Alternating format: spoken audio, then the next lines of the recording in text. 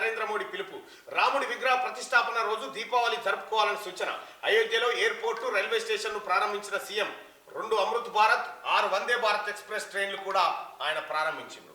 అయోధ్యలో శ్రీరాముడి విగ్రహ ప్రాణ ప్రతిష్ఠ వేడుకలకు సమయం దగ్గర పడుతున్న నేపథ్యంలో నగరమంతటా సందడి నెలకొంది. శనివారం అయోధ్య పర్యటనకు వచ్చిన ప్రధాని నరేంద్ర మోడీకి ఘన స్వాగతం లభించింది. ఎయిర్పోర్ట్ నుంచి రైల్వే స్టేషన్ వరకు 7 కిలోమీటర్ల పొడవున రోడ్ షోలో మోడీ పాల్గొన్నారు.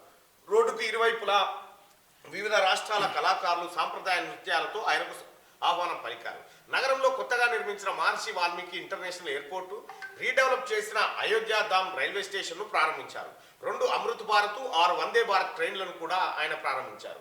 వేడుకల నేపథ్యంలో మహర్షి వాల్మీకి ఎయిర్పోర్ట్ను రికార్డు స్థాయిలో 20 నెలల్లోనే పూర్తి చేశారు.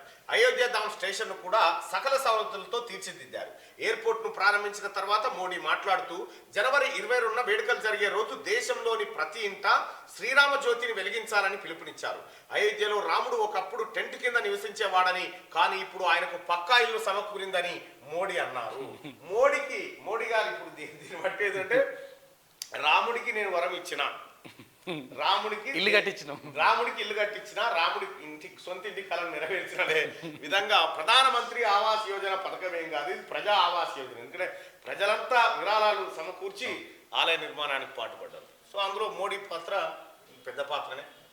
22 నాడు అది అందరూ అయోధ్యకు వస్తారు, రావద్దని చెప్పిండు. ఎందుకంటే ఒక్కడేసారి వస్తే మొత్తం 22 నాడు అందరూ అయోధ్యకు ఎగబడికి వచ్చారు, రాకుర్రి చెప్తా ఉన్నాను.